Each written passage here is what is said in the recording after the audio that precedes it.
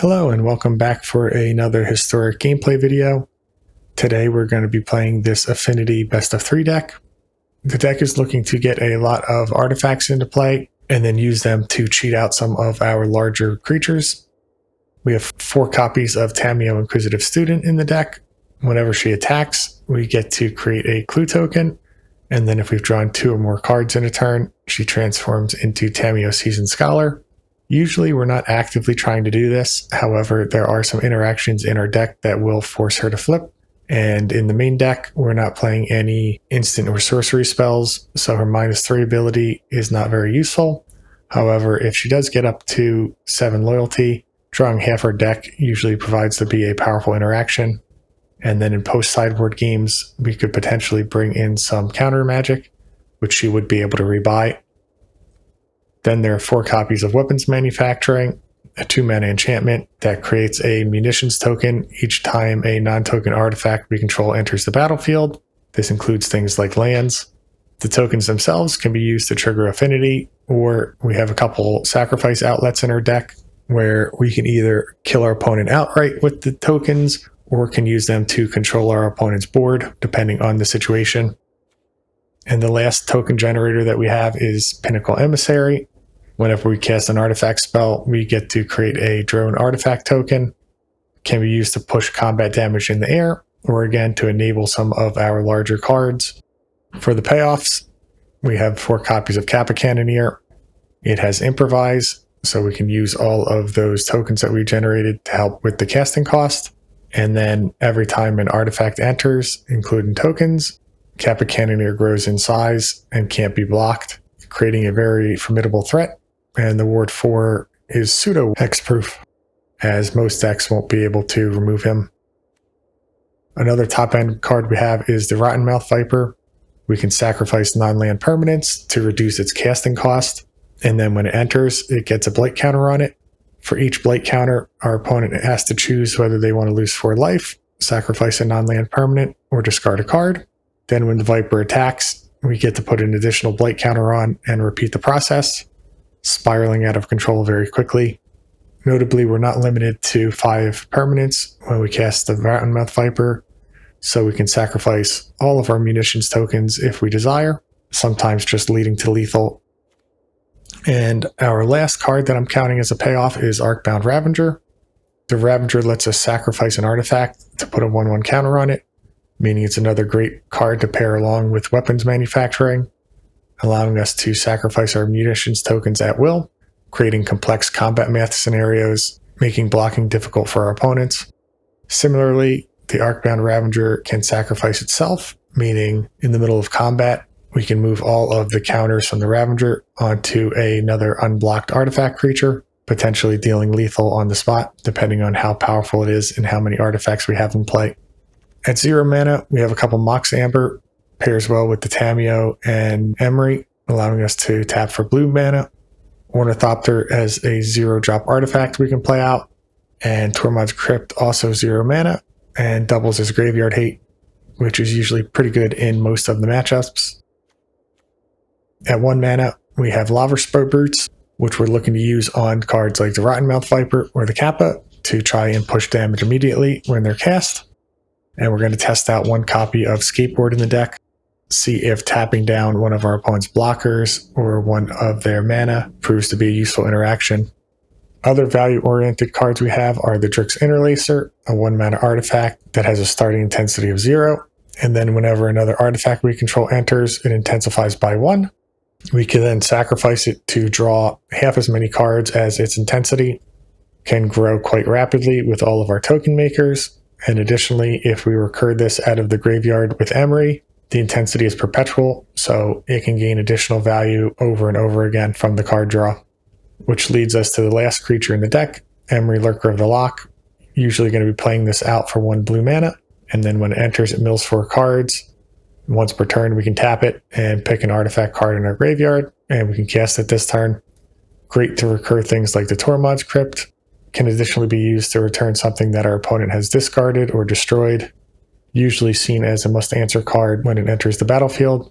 Puts a good deal of pressure on our opponents early in the game. For our sideboard plan, We have a lot of counter hate to deal with our opponent's key cards, and also if we are in matchups where we need to protect our creatures, there's a couple copies of Pithing Needle to turn off opposing players' activated abilities, and even more graveyard hate in the form of Soul Guide Lantern. For control matchups, we also have a copy of Urza Lord High Artificer. He lets us tap our artifacts for blue mana, allowing us to keep more interaction up while still progressing our own game plan. Historically, this deck has done pretty well for me. In this version, we've gone up a copy of Arcbound Ravager and an additional copy of Lava Spur Boots and the Skateboard, shaving the Phenomenon Recorder from the deck, which allowed us to double up activated abilities such as the Rottenmouth Blight Counter.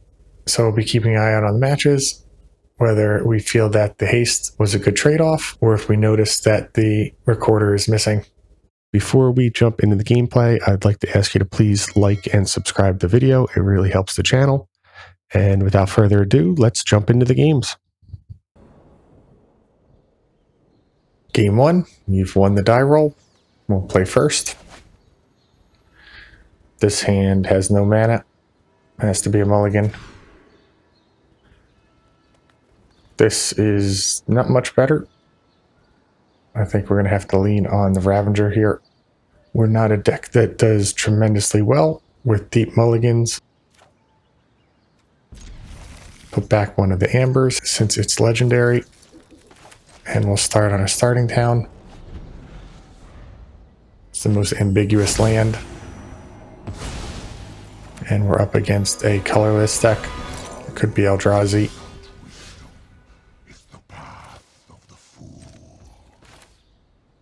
Here, we'll just play out the Ravager and pass, just to be mana efficient. We'll hold on to our 0 drops in case we draw into something better next turn. Although Karn is going to put quite a bit of pressure on us. I think we have to eat our seat. Opponent could blow it up anyway with the Karn by plussing on it. Let us begin. If we must fight, I do not intend to. I must See if they have something here to deal with the Ravager. Liquid Metal Coating. We'll play out our artifacts. Attack Karn. This will not deter.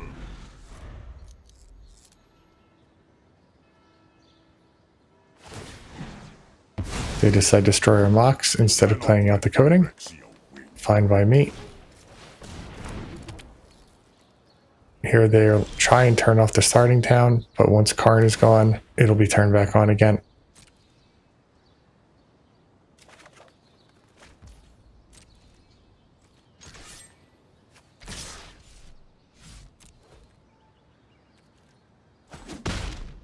So that works.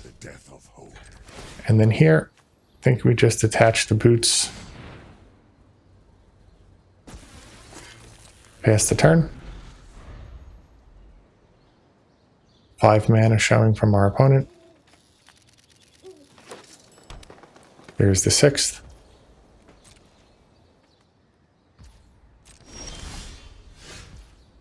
Emry's a good top deck. And then do we start pushing damage with the Ravager? I think with the Viper in hand, we can't really afford to do that.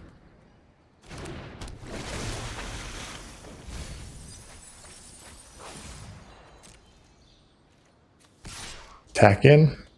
Unfortunately, we milled over a Viper, so our game plan is out to our opponent. And we managed to dodge a Kozilek's command. Sprawl is likely their top deck. And there's an Eye of the Storms taking out the Emry. Luckily, most of the cards in our deck are colorless, so Eye of the Storm is not going to be tremendously impactful, although it does give them card advantage and life gain. Open your mind to possibility. We'll play out a Crypt. And then we don't want to play out the Viper until we can give it haste.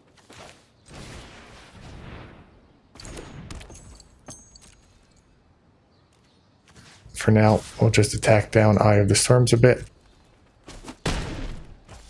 Pass the turn. An unwise attack. Kind of jealous of our opponent's mana here.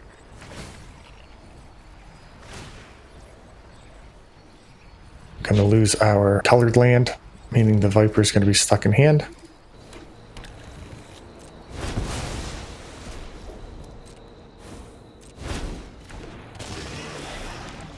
Fate flows as easily as water. They take another Ugin. Don't necessarily agree with that one.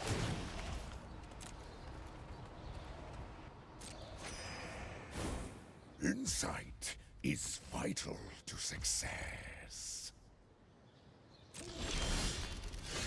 Still no lands. I think we can just go to game 2. We're far enough behind here. For this matchup, we definitely want the consigned to memory. Oh, what happened here?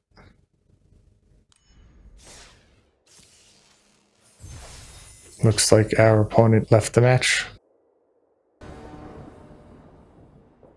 We've won the die roll. We'll play first. This hand is not bad. We'll keep. Turn 1, we can start on the Interlacer. Like to get that down before playing out the Emissary, gain additional value. And we're up against a red deck. Couple options here. I actually think we're going to play out the Tamiyo. And we'll hold on to the Lava Spur Boots for now. Wouldn't have been unreasonable to play them out. And that's what we'll do here.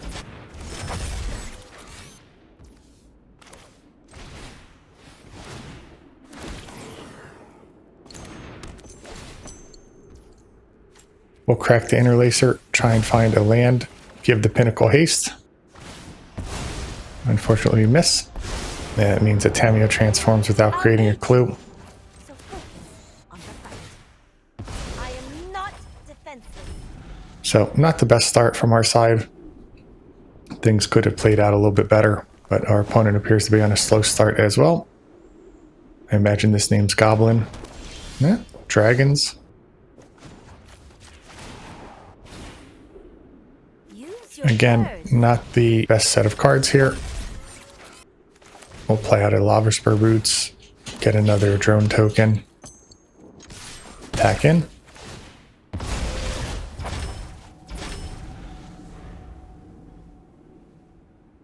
Opponent is going to need to find something to pressure this Tamiyo.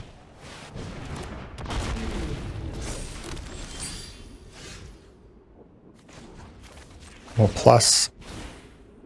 And then here, Violence is we can either start on a Kappa or a Rottenmouth. I think we'll just get Kappa going. This will mean that Tamiyo is going to take a hit from the dragon.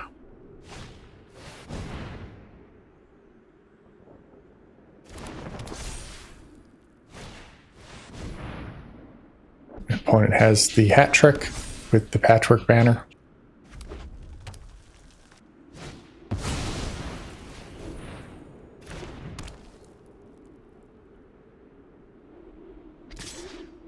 Tamiyo will go down to 2 here.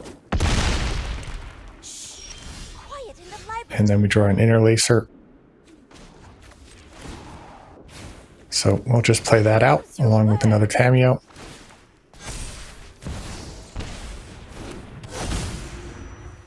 And then we'll attack in with the drone and the Kappa. We'll keep one drone back to chump block. And Tamiyo can chump as well if needed. A neat interaction with Tamiyo and Kappa. When Tamiyo attacks, it creates a clue. And that clue will always make Kappa unblockable. So we don't have to worry about playing an artifact before combat. I think 7 mana from our opponent available still. Cosmic Sovereign. I'll have to read this one. Flying Haste. No trample.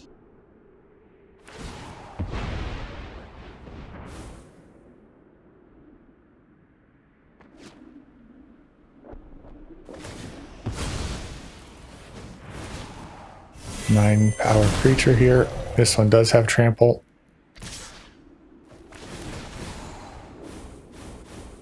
Now they decide to go face. 18 coming in, so we do need to block something. We'll start here.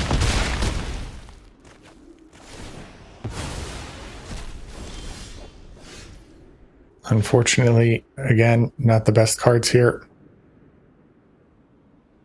If we sacrifice the Interlacer, one Lava Spur Boots, the Tamiyo, and the Kappa, we could play out the Rottenmouth Viper. Library. We'll start by attacking in here.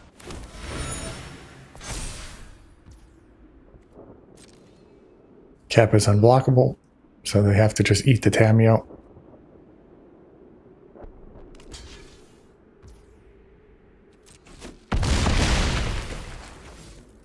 And then we do need to play out another one to block with. Actually, looks like they might have lethal here anyway. So we'll see if they mess up. And we can keep one of the boots here. So just a little bit short in this one. We did have an extremely slow start, as I mentioned during the gameplay. Gave our opponent time to get their large creatures out. Let me just double check with this one.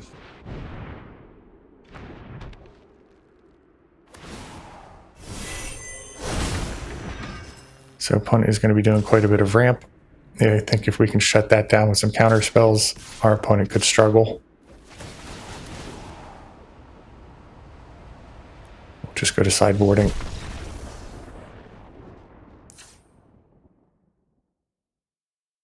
So we'll bring in the consign to memory, can counter their stones.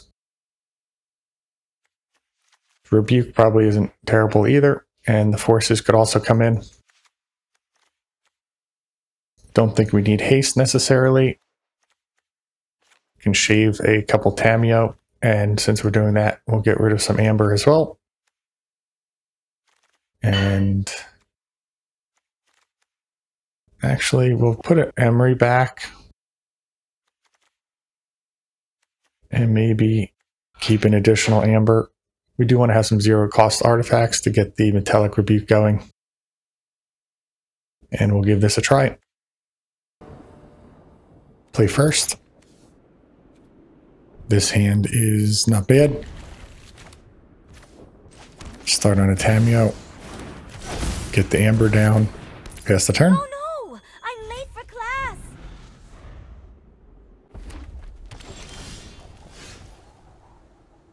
Emry's a good top deck here. Can play that out for 1 mana. Then we'll hit with Tamiyo.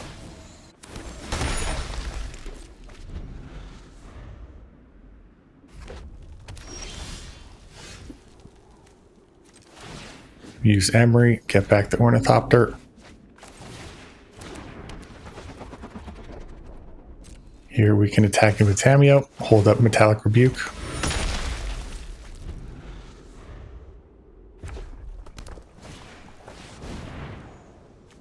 Counter this.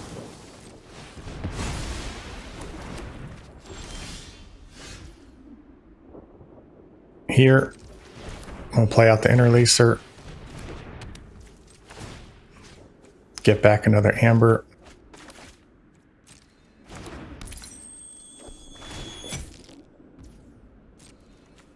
Attack in with the Tamiyo.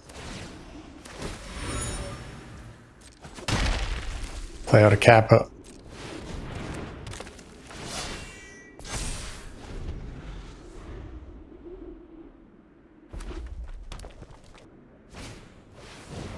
Chainsaw will take out Emry. It's a close call between that one and Tamiyo. They're both generating extreme value.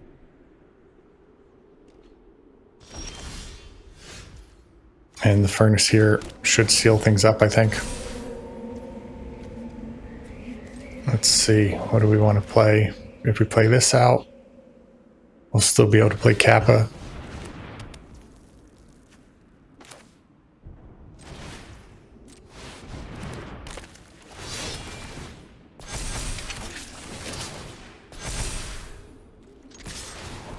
Hit for 9. And then we should have lethal next turn.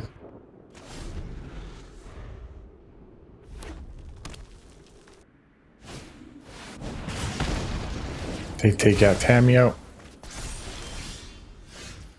And then we don't even need to play anything out here. We can just attack in. On to game 3.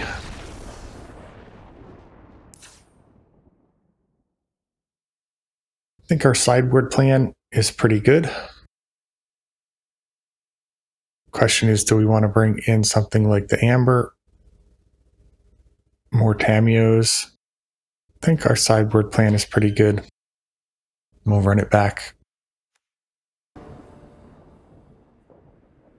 This hand is fine. Bit slow.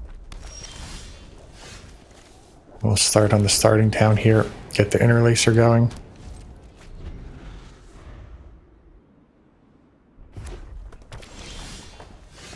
And here, I'm going to get the second Interlacer down. And we'll sacrifice the first one. Try to find some counterplay.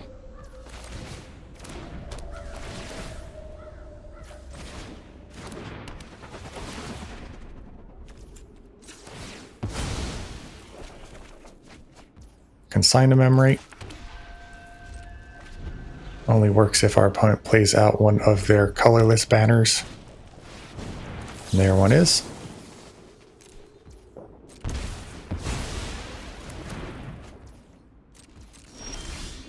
And another Metallic Rebuke is good. Make sure to leave up blue mana here. Pass the turn.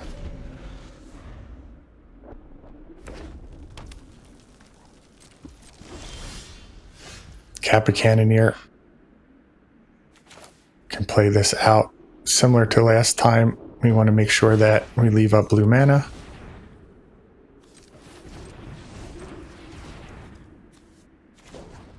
I need to get at least one blue here.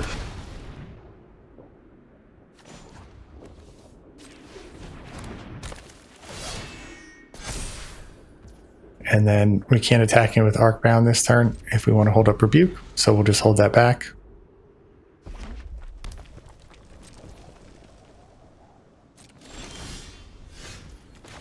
Seat is a good pickup.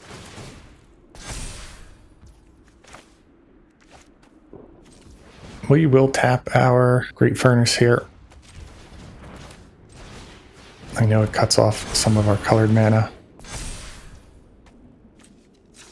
Draw 4 cards. And now I feel pretty safe. So we'll play out. We'll attack in first. And then I think we just play out the Interlacer. Pass the turn. Could have played that out before combat for another point of damage there. That was a bit of a misplay, but don't think it's going to matter.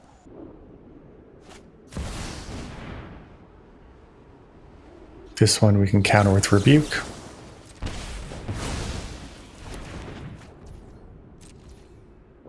And we should have lethal here. Good game. We've won the die roll again. Play first. This hand is not terrible. We will need more mana. Can give it a try.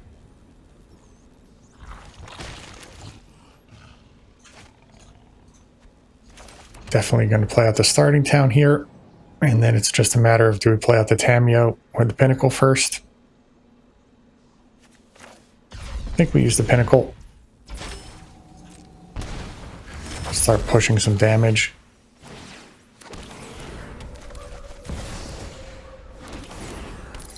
Pass the turn.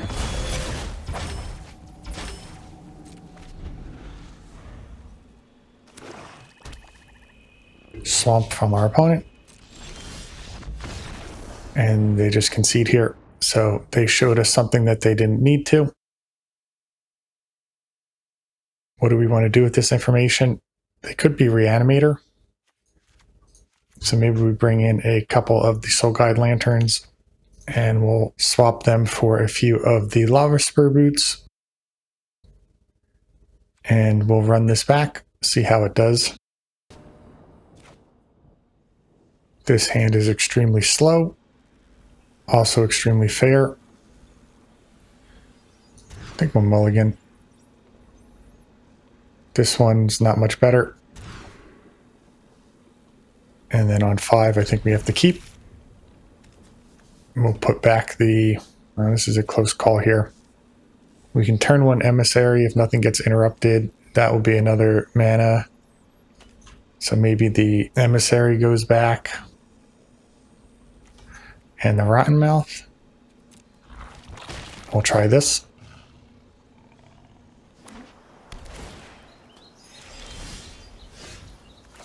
Play out the starting town. Amber. Ornithopter. Then here we can even play Tamiyo. And follow that up with Emry. And that's a pretty good mill with Emry.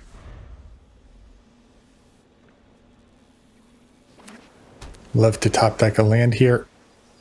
It looks like our opponent is on a multicolored deck. They're playing Shrines.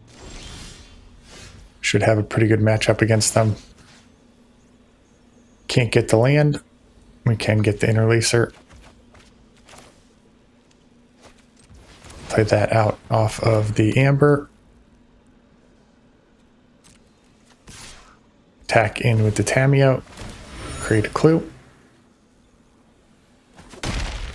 And then here we want to keep Emry around.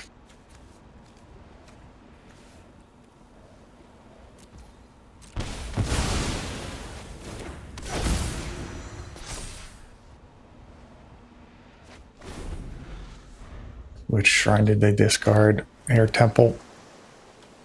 If they don't have removal here for the Rottenmouth, they're going to be in a bit of trouble.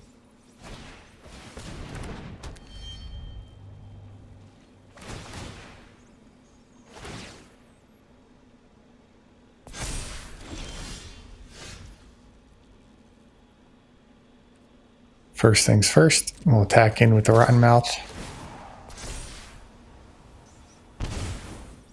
They take the damage. Are they going to chump block? Nope. Down to 7. And then we'll take the Amber here for mana. Allows us to play out weapons manufacturing, and our opponent just concedes. Good game. Won the die roll again. We're very lucky today. And this hand is pretty good. Lead off on starting town. Pass the turn.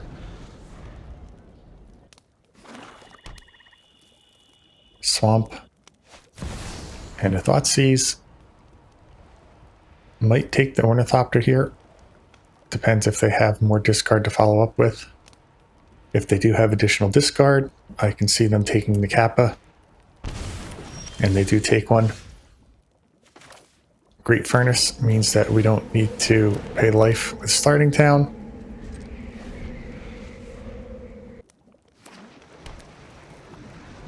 Rack those colors from our opponent. A Mako. And that's it. So here we can play out a Kappa. Should be pretty difficult for our opponent to deal with.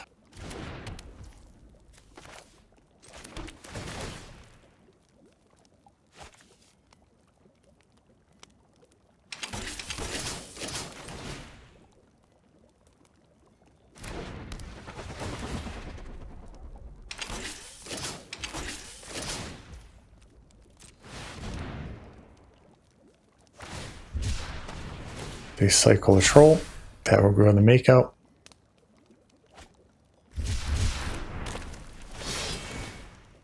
And then, for the most part, we don't have any top decks that aren't going to trigger Kappa, so I think we do play the Ornithopter out here.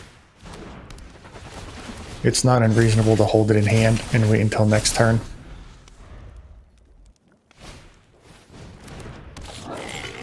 Artillery Enthusiast. Wouldn't it be unreasonable for our opponent to concede here before showing us more of their deck?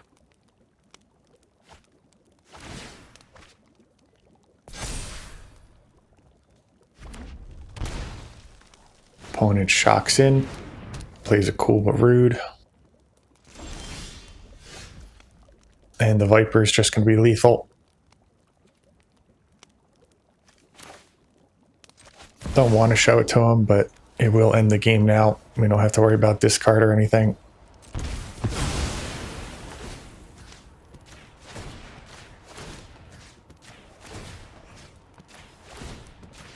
Just go at face with all of these.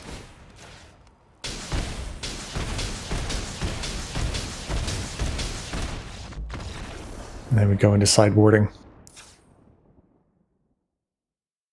Here, we already have some graveyard hate in the main deck in the form of the Tormod's Crypts, so I don't think we need the Soul Guide Lantern. Similar with Consign to Memory and Metallic Rebuke, probably going to be too slow on the draw, as our opponent's already going to get a good one drop out. Pithing Needle has some play as well.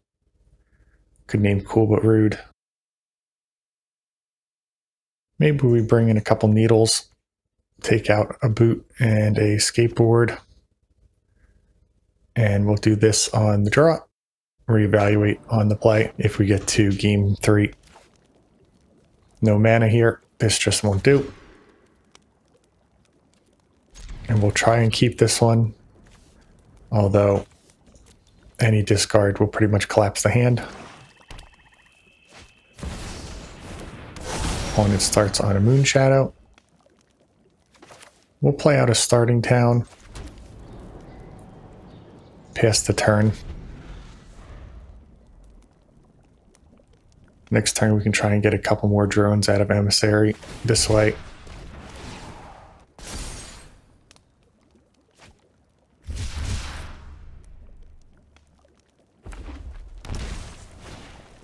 Opponent shocks in, plays an Enthusiast, so they already have a 3/3 Shadow.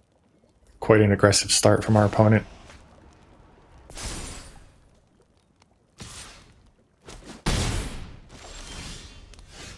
Viper's good. Play out a Seat. Warp in. Create a couple drones. Pass the turn.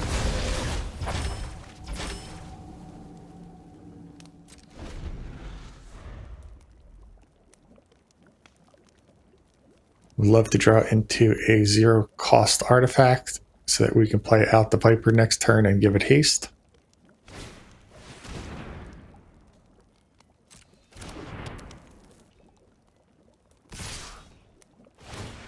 Opponent hits for 4 here. Might be 5 depending on what they discard with the Shadow. Emperor of Bones. So they do have a reanimation aspect. They decided not to go for it because of the Crypt. Then they play out a Pathway on red. Let's see, if we play out Weapons Manufacturing, it's not actually going to progress our turn.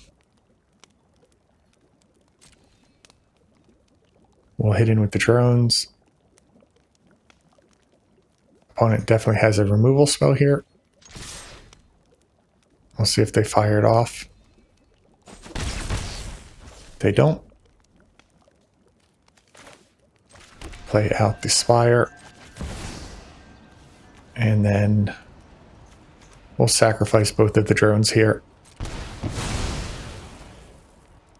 Viper's not the best up against them because they can get more permanents into their graveyard. They grow the Moon Shadow here.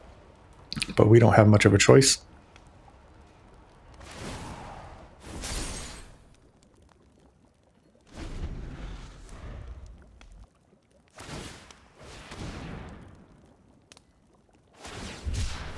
Cycling Oliphant.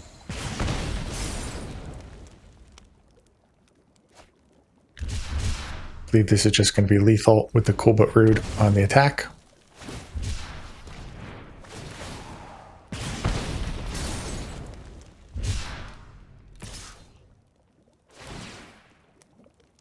So we go into game 3. They still have their Thoughtseize in.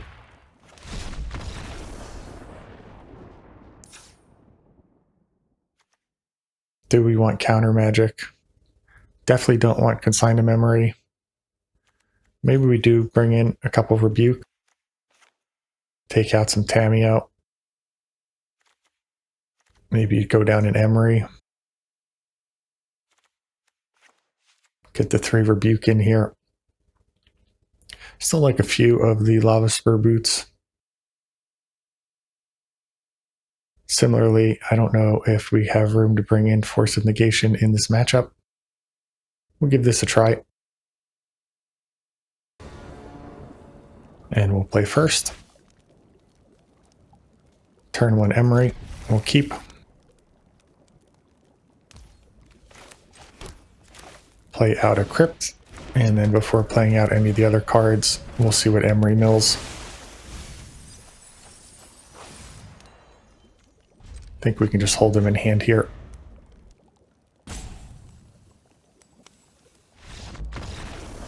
And our opponent doesn't want to play with us. They did keep 7 cards, so I'm not quite sure what happened there.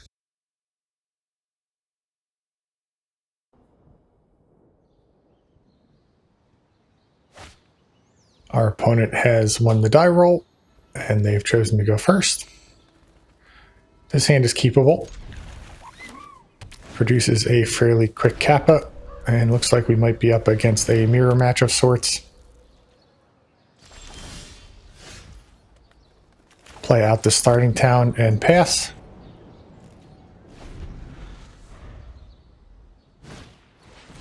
Emry is a good top deck for them. They have some main deck counterplays. And they follow up with the Tamiyo.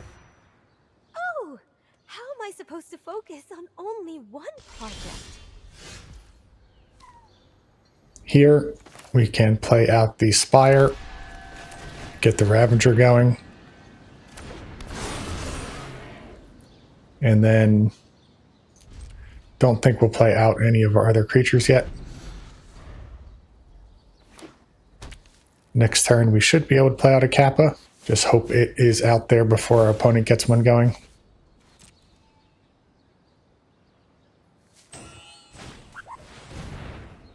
Weapons manufacturing could be powerful if they have a Ravager of their own.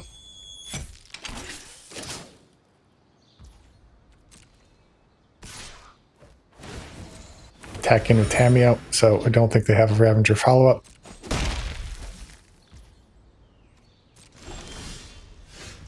Alright, so we don't need to play out the seat yet.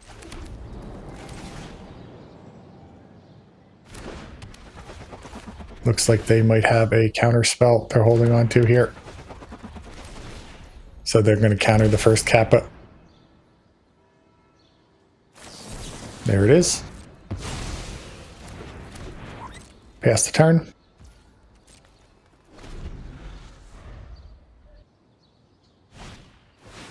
And they have a follow-up Kappa, so we're going to lose this race. They're just so much more established than us at this point, and our hand doesn't have anything to combat what they're doing.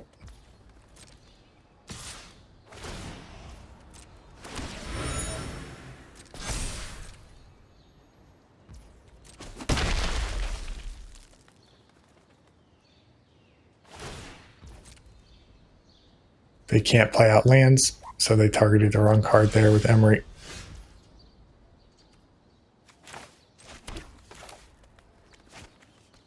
Play out a Kappa of our own.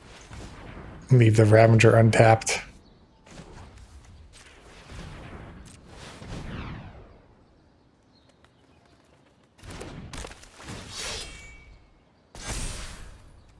Then pass.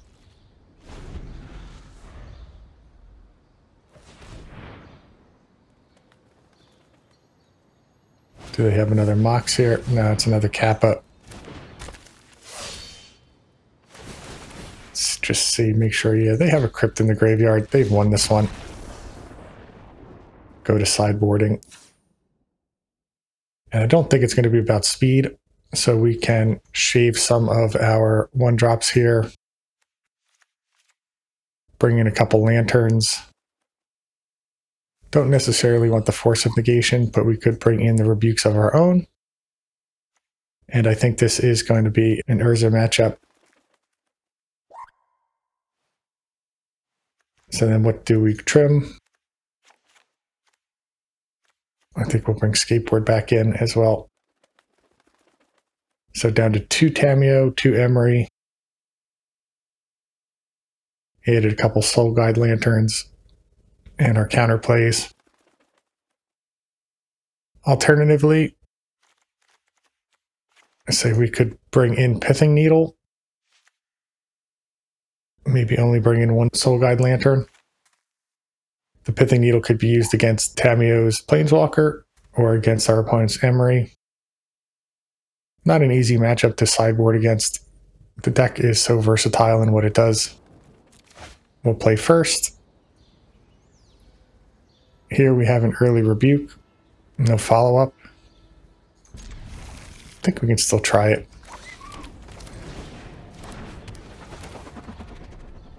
Play out our land, a couple of our artifacts.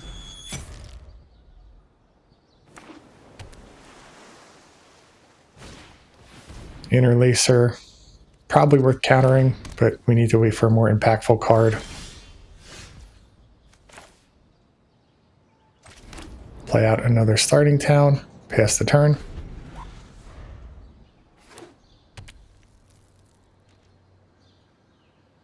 No play from our opponent. And I do like the Rottenmouth.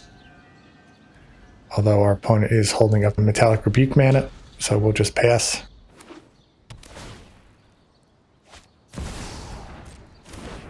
And I don't think we can afford to try and counter a Tamiyo. I must investigate this scroll further. Crypt's not really what we're looking for. So we are in a bit of trouble here. The Tamiyo will run away with the game if it goes unanswered. Try and draw out the counter spell.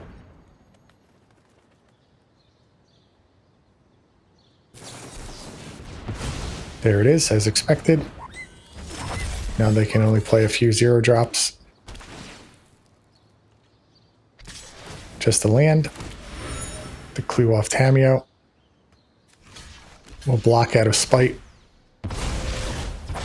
So hopefully that Rebuke slowed them down a bit.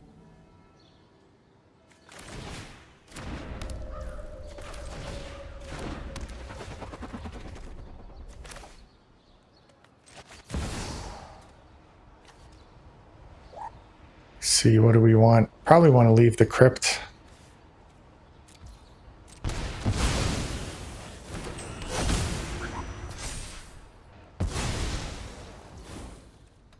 Opponent sacrifices a clue. Probably a good call.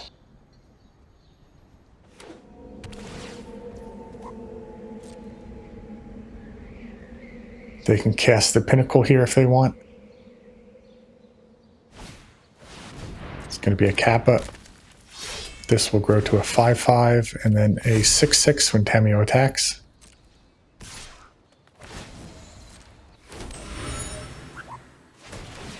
Interlacer is getting a ton of value from our opponent's side.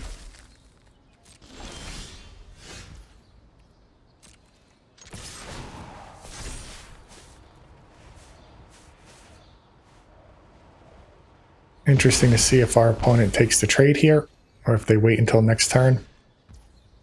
They do take the trade. We'll play out an Interlacer of our own. And I do think we have to Pithing Needle it though.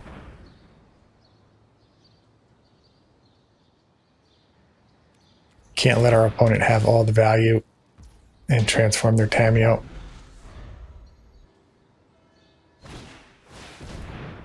Ugh. Absolutely brutal.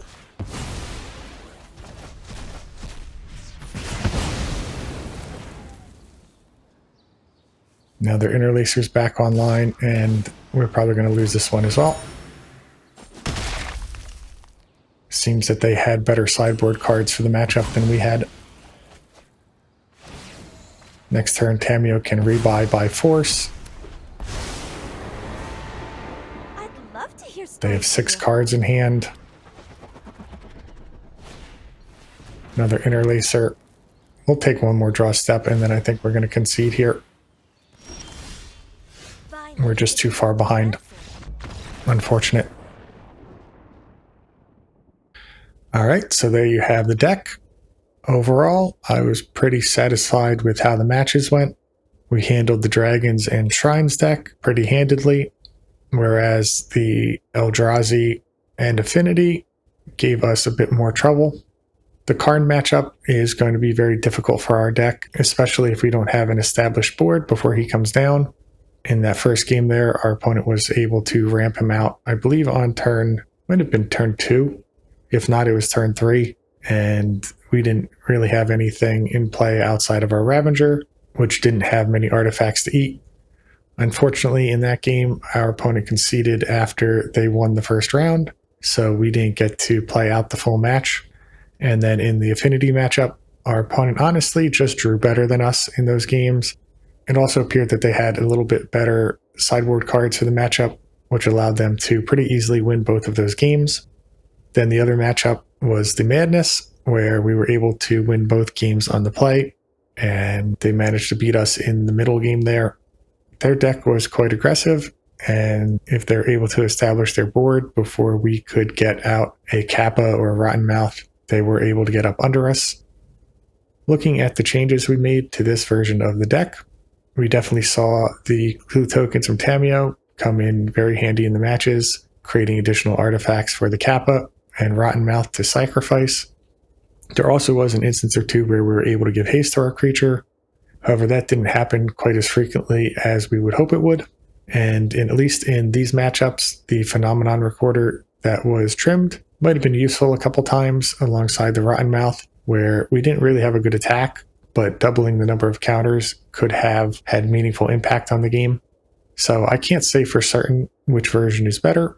It's going to require some more gameplay. Similarly, we went up on Arcbound Ravager, however, didn't really get to utilize him throughout the games.